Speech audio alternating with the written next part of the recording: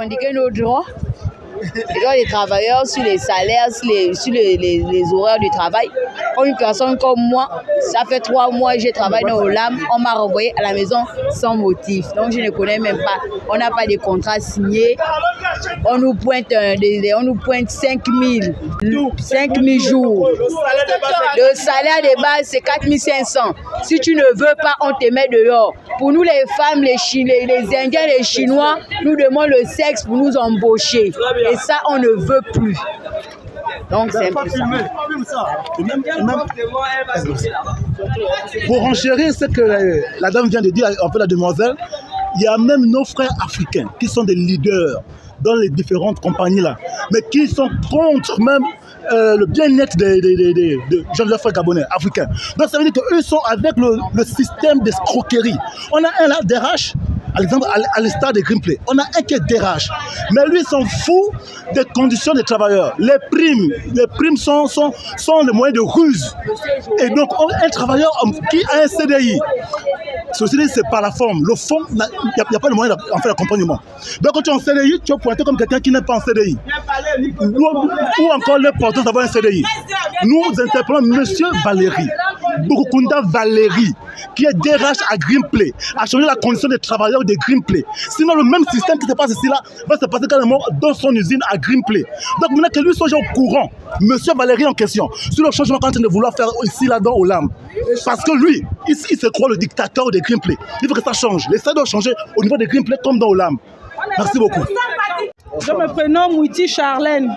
Je fais pratiquement, il manquait 4 mois pour faire 2 ans dans Olam. Je ne suis même pas sortie avec grand chose. Les gens travaillent ici, partent des maisons depuis 5 h du matin pour se rendre ici à Olam. On se fait braquer, les femmes se font violer pour 5 000 francs la journée. Vous aussi, c'est pas normal, les femmes sont fatiguées. On veut travailler, mais dans quelles conditions? On a des enfants qu'on abandonne, les mêmes enfants se font violer.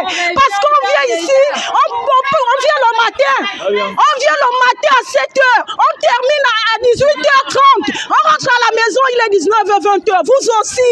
Mais quand même, au lieu d'encourager les mamans à travailler, pour ne pas aller se faire prostituer, mais on nous décourage encore. J'ai fait 1 an et 18 mois. Je ne suis même pas sorti avec 200 000 francs parce qu'on est payé à 5 000 jours. Mais vous aussi. Mais vous aussi. Où va le Gabon? Où va le Gabon? On a juste 30 minutes de pause. Ici à Olam, à la zone économique de Coq, on vit très mal ici. Hein? Les Gabonais sont mal ici en fait. Tu arrives le matin au Olam, on te demande si tu es Gabonais pour travailler. C'est pas normal. Et j'ai quelque chose à dire. Hein? Peut-être mes collègues ont oublié quelque chose. Et ici, nous sommes là depuis le matin. Et on n'a jamais eu de suite favorable. Et les gens se méprisent de nous. C'est la méfiance. Ok? C'est la méfiance. Il y a les mères de famille ici, il y a les pères de famille. Et ils n'ont jamais eu de conclusion pour nous. Hein? Par rapport à ce que nous sommes venus revendiquer ici. Et nous avons demandé de partir et de revenir demain matin.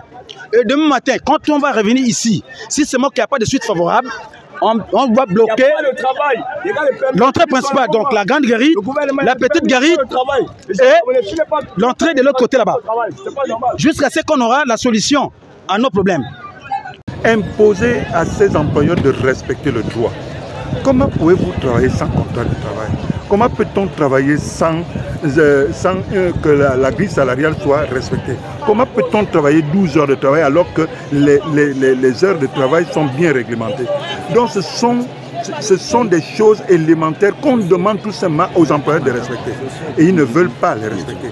Et nous, donc, ce que nous avons convenu, c'est que nous allons nous asseoir pour que l'administration impose aux entreprises de respecter le droit du travail et le droit de sécurité sociale.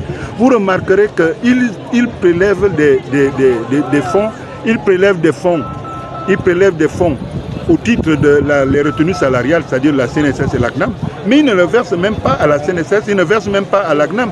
Mais tout ce qu'ils font, c'est retirer. Et quand les gars vont vérifier cela à la CNSS et à l'ACNAM, mais ils se rendent compte qu'ils sont dupés. Et ce sont les entreprises de mise à disposition, les sous-traitants, ce sont ces entreprises-là qui ne maîtrisent en rien le droit du travail, qui font souffrir les gens de la sorte. Et ça, c'est ce que nous condamnons.